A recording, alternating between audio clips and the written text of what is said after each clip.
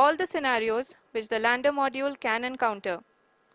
With several software improvements provisioned for full-level redundancies, a plethora of special tests, namely the integrated hot test, integrated cold test, and lander leg drop tests were carried out for the lander module.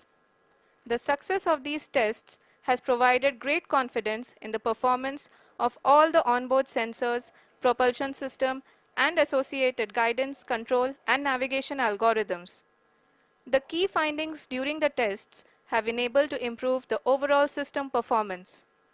The largely unexplored south pole of the moon has been chosen as the intended landing site since there is a possibility of finding ice and other minerals which would be vital resources for future explorers. Apart from continuing investigations pioneered by Chandrayaan-1 and Chandrayaan-2, the Chandrayaan-3 mission will also provide invaluable data to the science community around the world. Let us give our viewers a glimpse on the configuration of Chandrayaan-3 mission.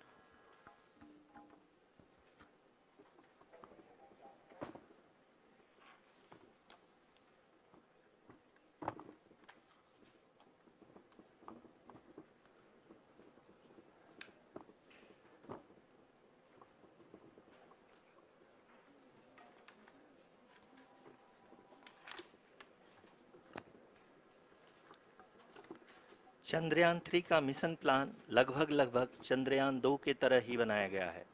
यहाँ यह भी सुनिश्चित किया गया है कि चंद्रयान 3 को rocket से अलग होने से लेकर के चंद्रमा के निकटतम कक्षा में स्थापित होने तक सारी गतिविधियां चंद्रयान 2 के तरह ही हों।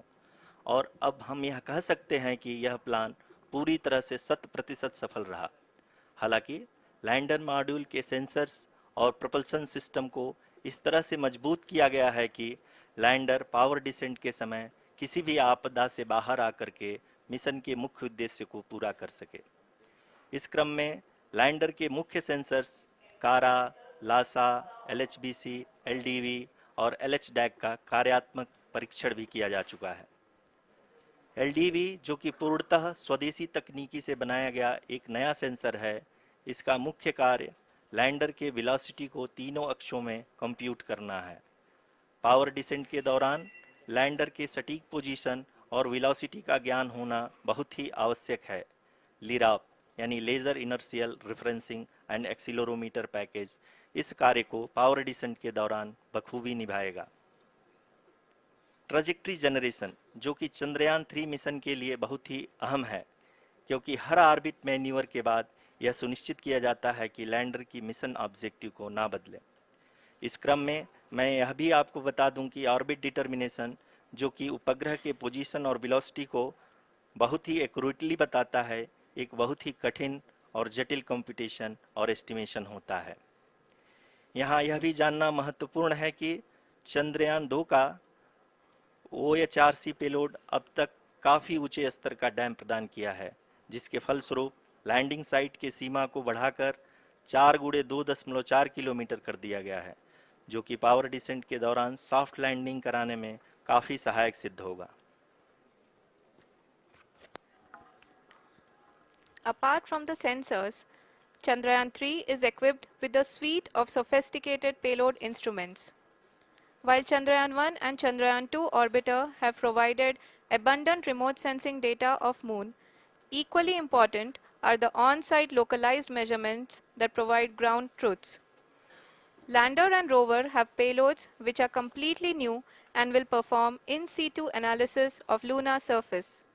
The two spectroscopes on rover, APXS and LIBS, will actively measure the surface elemental abundances at the landing location and surrounding area. The lander carries a seismometer ILSA that can sense impact events and lunar quakes. The thermal probe CHAST will measure the temperature profile and thermal conductivity of Moon's regolith. The Rambha payload will carry out lunar ionosphere studies, while the laser retroreflector array shall be a passive location indicator for future spacecraft equipped with laser altimeter. The propulsion module has not been left behind, and an experimental shape payload has been added to it as a value addition. It will help in understanding the nature and characteristics of water-rich planets and will also aid in the future study of potentially habitable exoplanets. इस सुंदर palazzo के साथ त्योहारों का मजा लें। Meesho download now. Potentially habitable exoplanets. We are minutes away from the start of powered descent. The entire powered descent shall be carried out by the onboard autonomous landing sequencer or ALS, which is a series of instructions preloaded to the lander module. These instructions include the commands to be executed, data to be collected and analyzed, and decisions to be made and executed autonomously throughout the powered descent.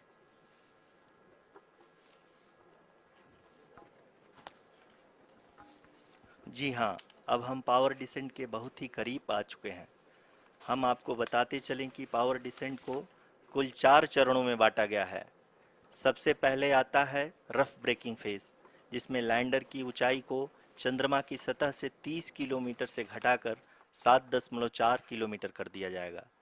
इस पूरी प्रक्रिया को पूरा करने में लगभग 11.5 minute लगेगा और इसका समानांतर वेग 1680 मीटर प्रति सेकंड से घटाकर 358 मीटर प्रति सेकंड हो जाएगा। We have continuous flow of lander telemetry data from ISRO's Deep Space Network IDSN-32 located in Belalu, Bengaluru. The data is being acquired real-time by station and is flown to the Mission Operation Complex through our communication links. In addition to it, we also have support from ESA and JPL DSN stations. There will be no ground intervention once the ALS takes charge. The preparation for today's event had started 48 hours before, wherein various pre-selections and uplinking of parameters for the autonomous landing sequence were carried out. The whole descent is divided into 4 phases: the rough braking phase, the attitude hold phase, fine braking phase, and the local navigation phase or the terminal descent phase.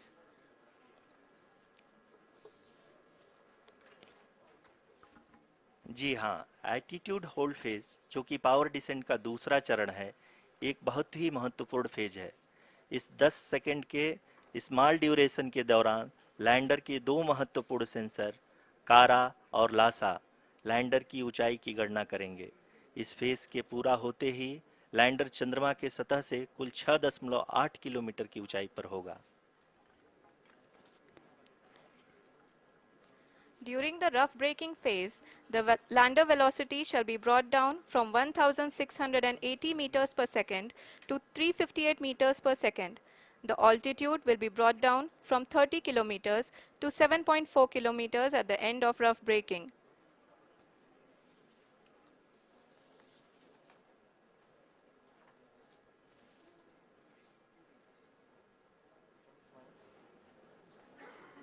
Currently, we can see the scientists are analyzing the lander data.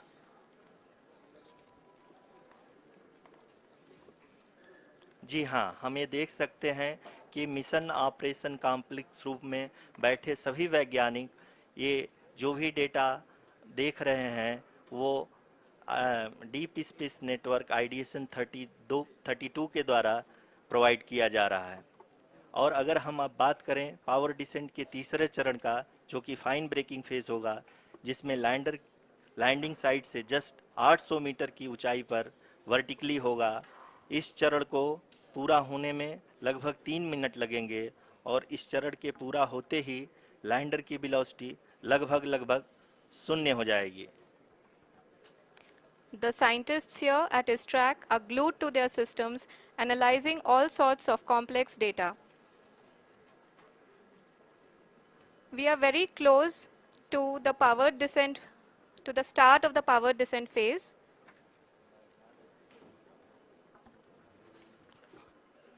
जी हाँ, अगर हम अब बात करें power descent के चौथे और अंतिम चरण का, जो कि लोकल नेविगेशन फेज या टर्मिनल डिसेंट फेज भी कहा जाता है, इस दौरान लैंडर के 2 इंजन बंद कर दिए जाएंगे और लैंडर के सेंसरों द्वारा इसके हाइट और वेलोसिटी की गणना इनर्शियल नेविगेशन को भेज दिया जाएगा।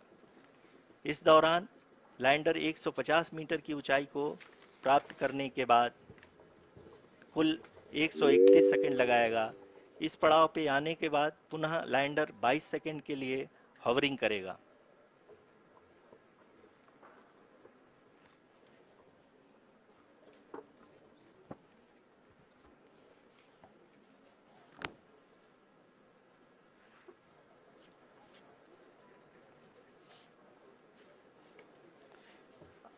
आप इस समय अपने स्क्रीन पे मिशन ऑपरेशन कॉम्प्लेक्स में बैठे सभी मान्यगणों को देख सकते हैं, जो कि बहुत ही उत्सुकता के साथ टेलीमेट्री डेटा को देख रहे हैं। अभी हम लोग पावर डिसेंट शुरू होने से जस्ट कुछ ही पल दूर हैं।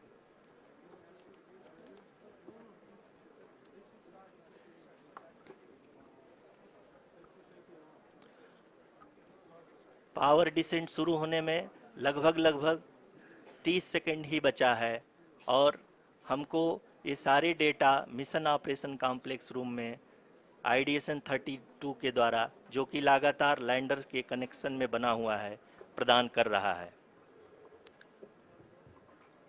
Dear viewers, the pivotal power descent has begun and the lander module is propelling towards the moon's surface along the intended trajectory.